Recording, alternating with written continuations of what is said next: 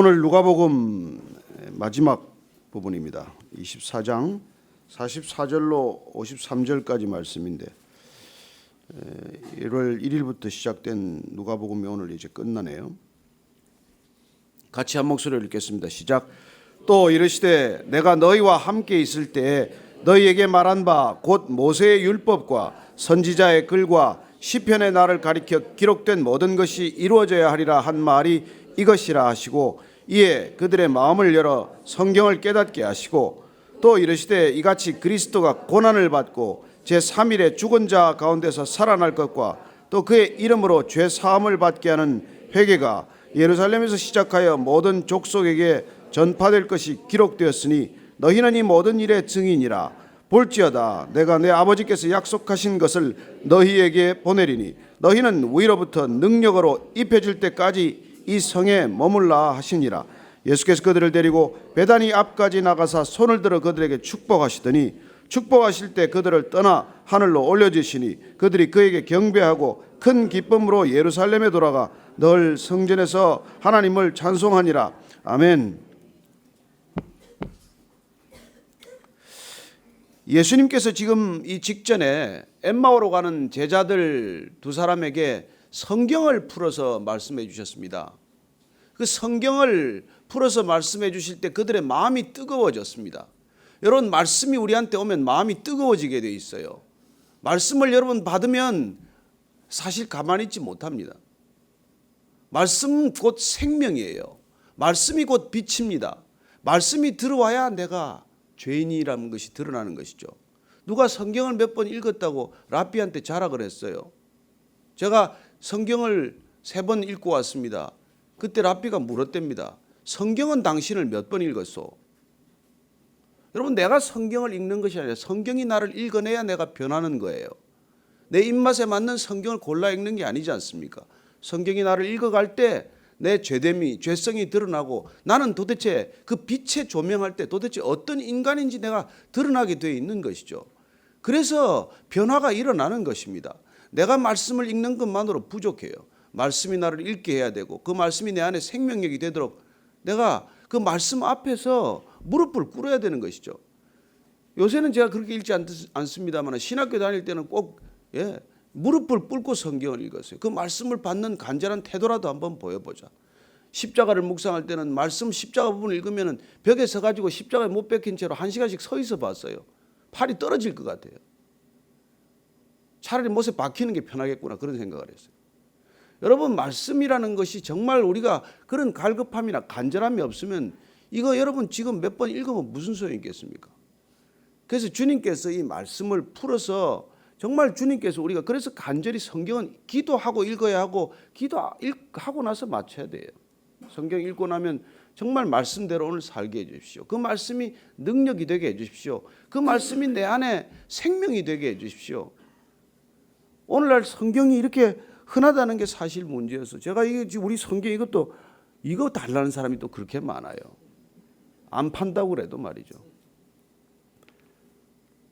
성경 한 권 더 있는 게 중요한 게 아니라 정말 우리가 오늘 이 한 절 한 절을 읽어도 그 한 절이 내 안에 살아 움직이는 생명력이 되기를 축복합니다.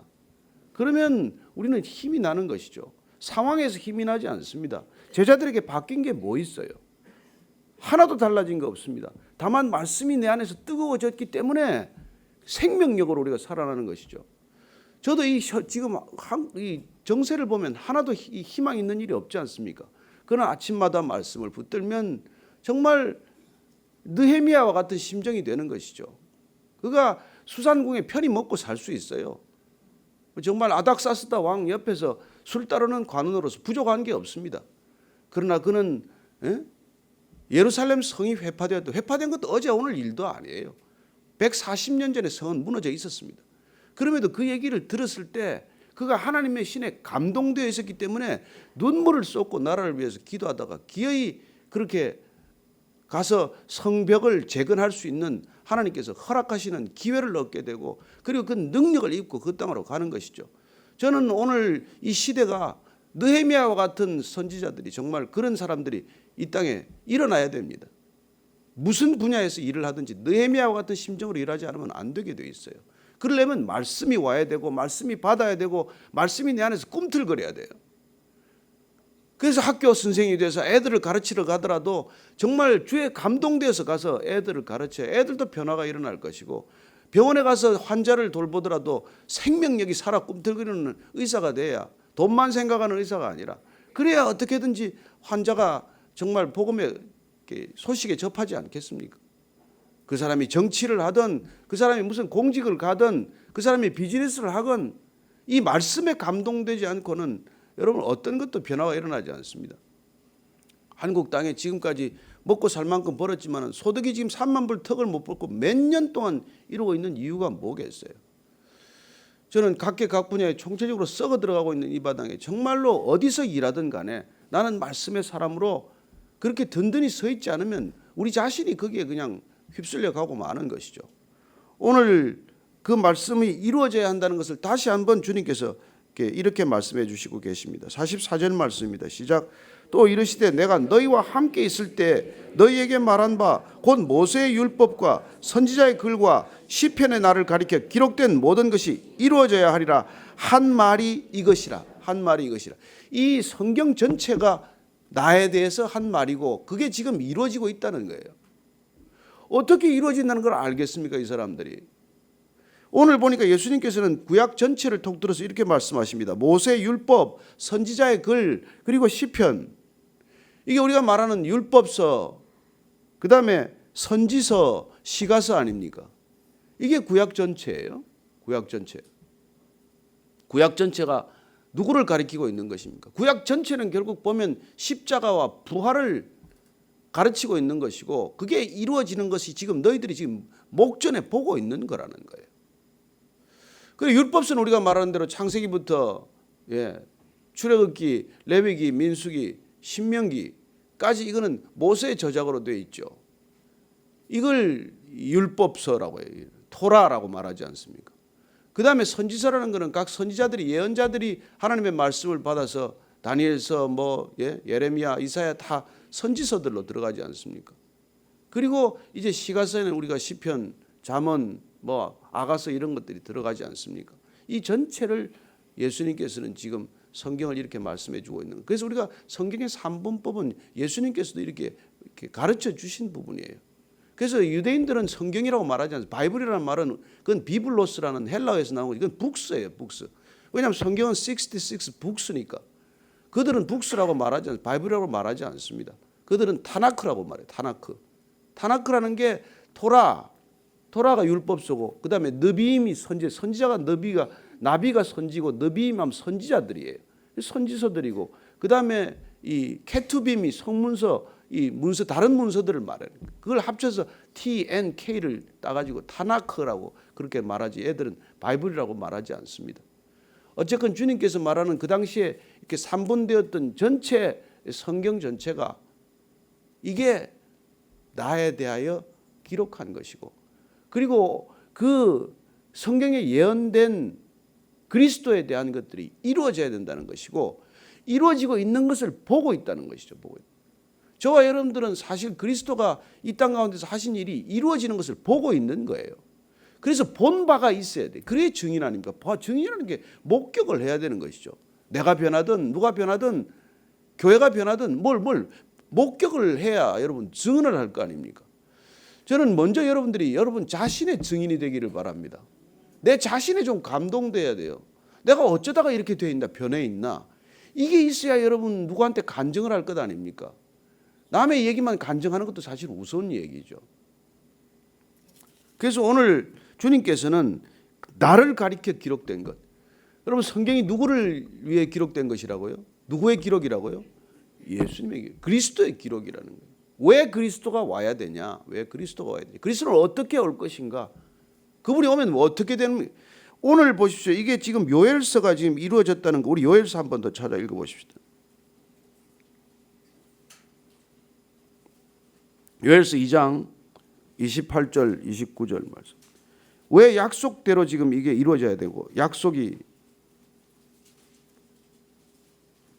자, 요한일서 2장 28절에 읽으면 시작. 그 후에 내가 내 영을 만민에게 부어주리니 너희 자녀들이 장래일을 말할 것이며 너희 늙은이는 꿈을 꾸며 너희 젊은이는 이상을 볼 것이며 그때 또 내가 또 내 영을 남종과 여종에게 부어줄 것이며. 그리고 지금 이 일이 이루어지기 위해서 예수님께서는 내 아버지께 말씀드려서 내 영을 다 부어주겠다고 말씀하실 것입니다. 이 모든 것들이 주님께서 성경 전체가 이루어져야 한다는 것을 말씀해 주시고 성경이 반드시 이루어진다라는 이 믿음이 오면 그 말씀이 그냥 받아지지 않습니다. 그 말씀에 미래 전체가 들어있고 역사 전체가 들어있기 때문입니다. 우리가 씨앗 하나에서 나무를 보는 사람이 있고 씨앗 하나에서 숲을 보는 사람이 있듯이 성경 말씀 한 권에서 한 절에서 그 자체만을 보는 분이 있고 역사를 보는 분이 있고 온 이 영혼을 관통하는 것을 볼 수 있는 것이죠.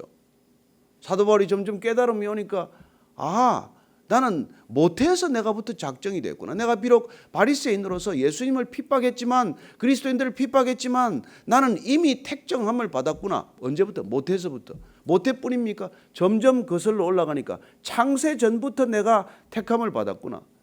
이걸 깨닫는 게 얼마나 놀라운 것입니까? 근데 사람의 힘으로 깨달아지겠습니까? 아니에요.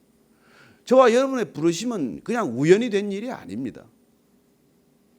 우리는 정말 예수님께서 말씀하셨듯이 이미 택정된 사람들이에요. 구원받을 사람들은 이미 택정되어 있습니다. 그래서 오늘 주님께서는 이 제자들에게 다시 이렇게 말씀하십니다. 45절 이하 읽습니다. 시작. 이에 그들의 마음을 열어 성경을 깨닫게 하시고 또 이르시되 이같이 그리스도가 고난을 받고 제3일에 죽은 자 가운데서 살아날 것과 또 그의 이름으로 죄 사함을 받게 하는 회개가 예루살렘에서 시작하여 모든 족속에게 전파될 것이 기록되었으니 너희는 이 모든 일의 증인이라. 그래서 예수님께서는 결국 십자가와 부활인데 십자가란 죄 사함을 받게 하는 회개. 십자가란 죄 사함을 받게 하는 회개. 십자가 이전에도 회개는 있었습니다. 세례 요한은 와서 요단강에서 세례를 베풀었습니다. 하나님의 나라가 가까웠다.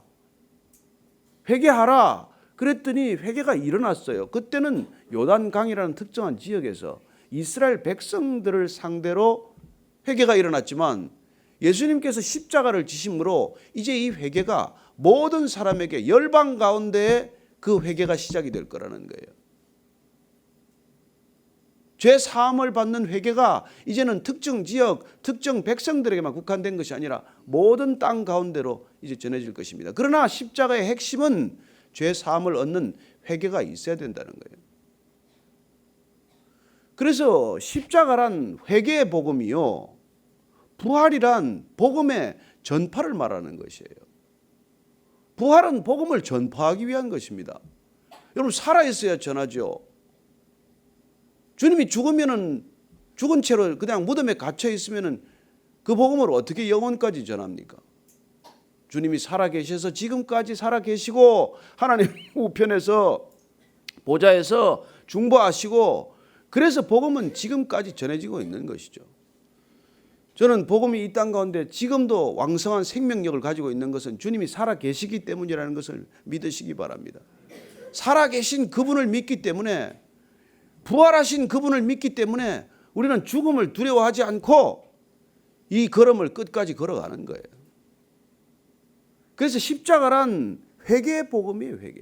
누구든지 돌이키기만 하면 죄 사함을 얻는다는 것입니다. 십자가에서 죽어가는 강도가 마지막에 회개해도 구원을 얻는다는 것입니다. 여러분 병상에서 중환자실에서 마지막 숨이 넘어가기 직전에 영접해도 구원을 얻는다는 것입니다. 끝까지 포기하지 마십시오. 하나님이 포기하지 않은 사람을 우리가 왜 포기합니까? 주님이 포기하지 않았는데 내가 왜 내 자신을 포기합니까?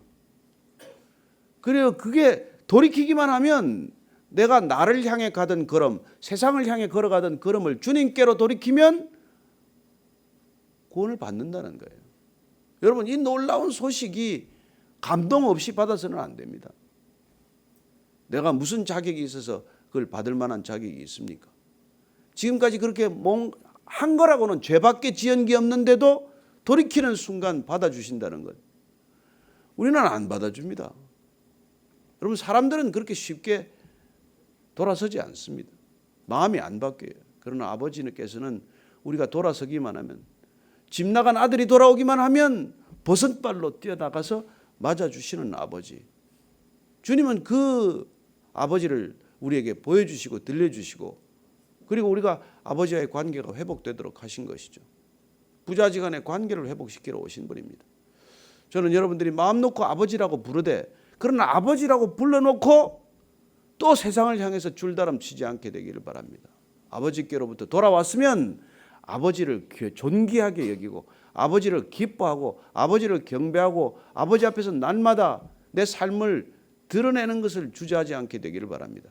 이게 우리가 구원받은 백성들의 삶의 태도요, 자세가 아니겠습니까?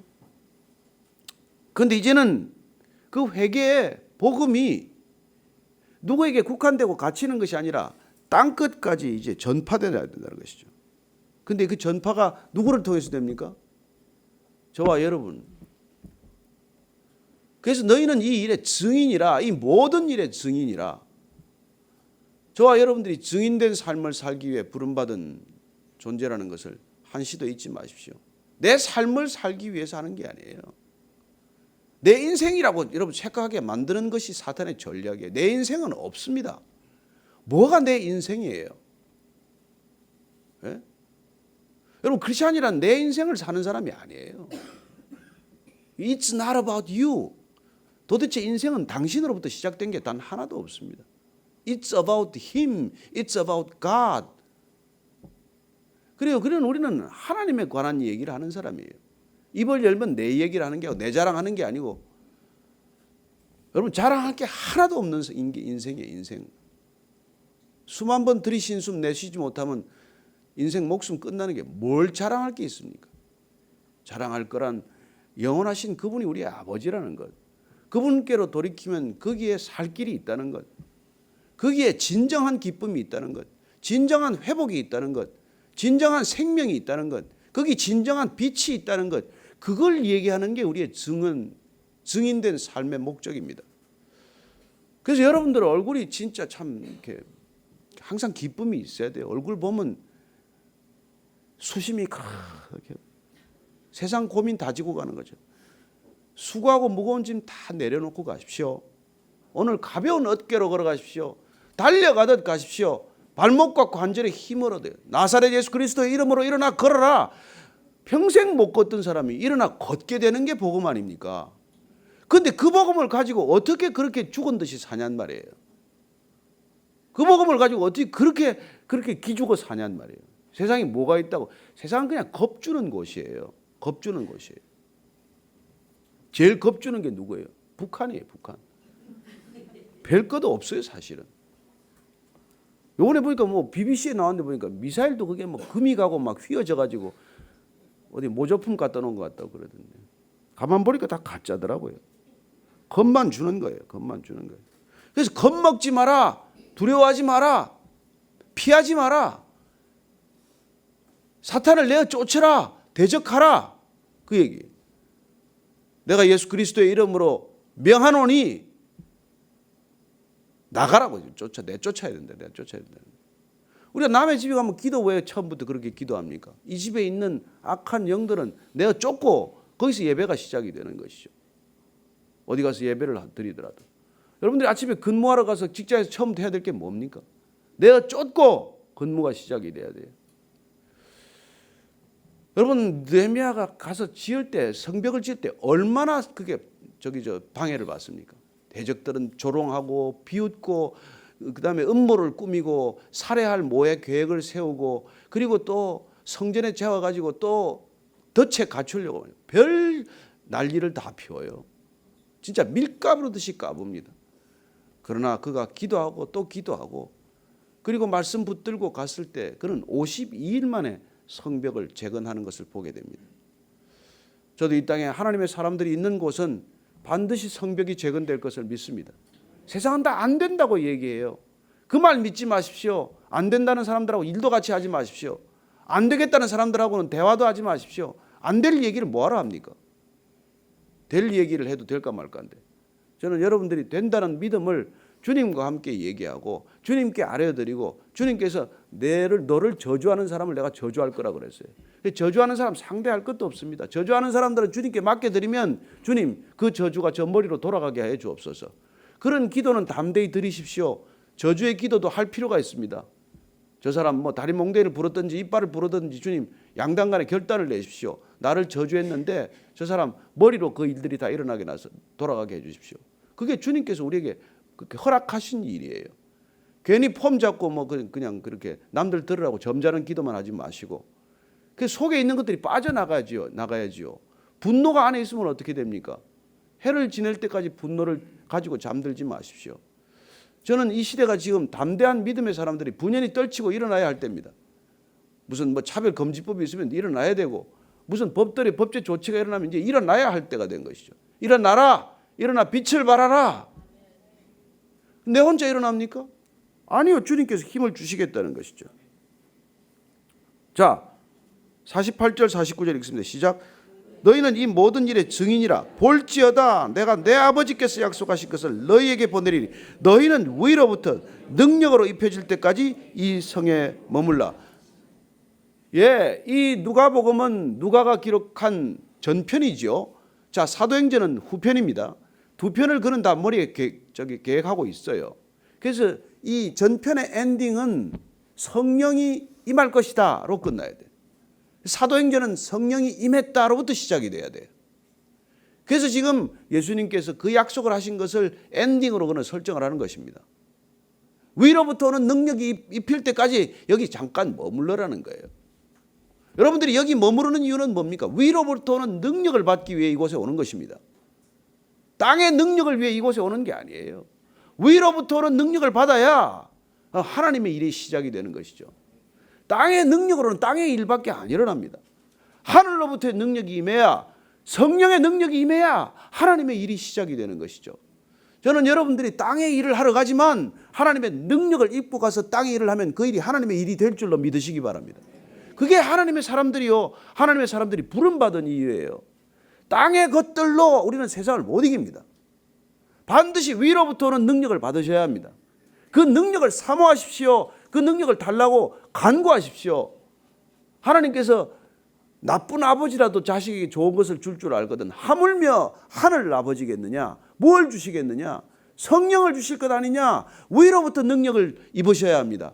이 시대가 위로부터 능력이 없으면 못 견딥니다. 욕 한마디 들어도 못 견디고 여러분 뭔가 부족해도 못 견디고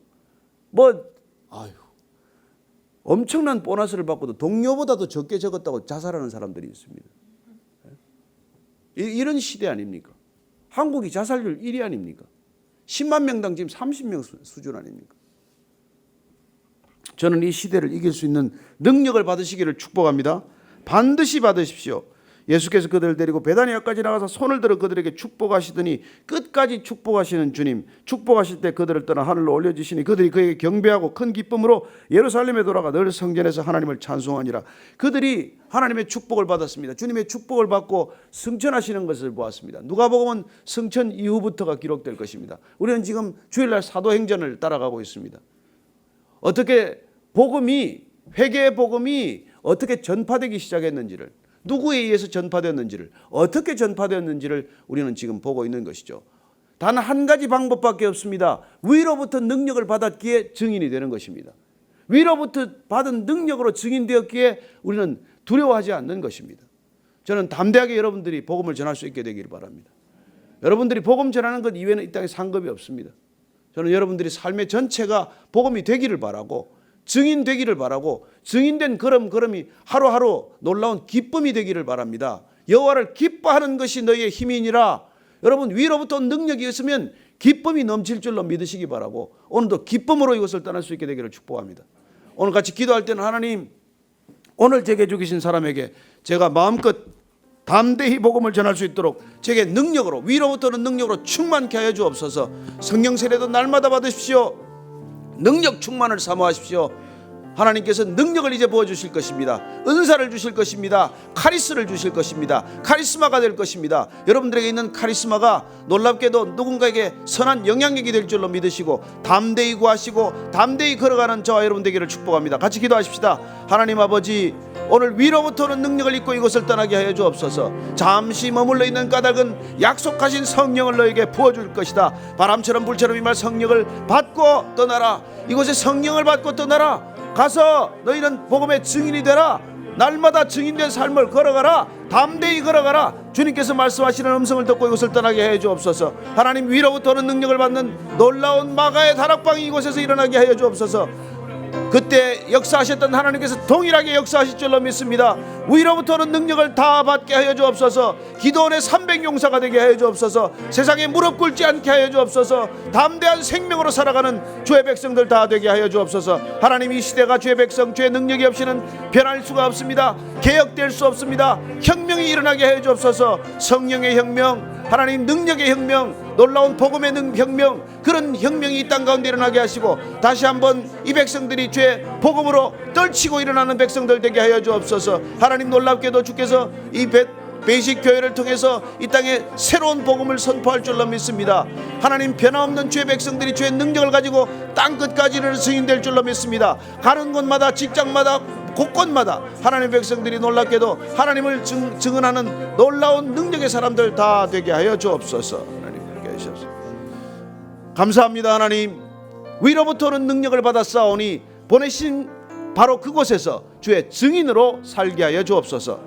이제는 십자가에서 증인의 삶을 살도록 우리에게 모든 것을 쏟아부어 주신 우리 구주 예수 그리스도의 은혜와 하나님 아버지의 측량할 수 없는 사랑과 날마다 그 사랑에 메인바되어 땅의 것들을 넘어서서 하늘의 것들을 바라보게 하시는 성령님의 이끄심이 오늘 말씀을 따라 너희들은 잠시 머물러 이곳에서 능력을 받고 그리고 이르러 땅끝까지 이르러 증인되라, 내 증인되라 하시는 그 말씀 붙들고 오늘 이곳을 떠나는 이 자리에 고개 숙인 모든 믿음의 전사들, 하나님의 백성들 위해 지금부터 영원까지 함께 하시기를 간절히 축원하옵나이다.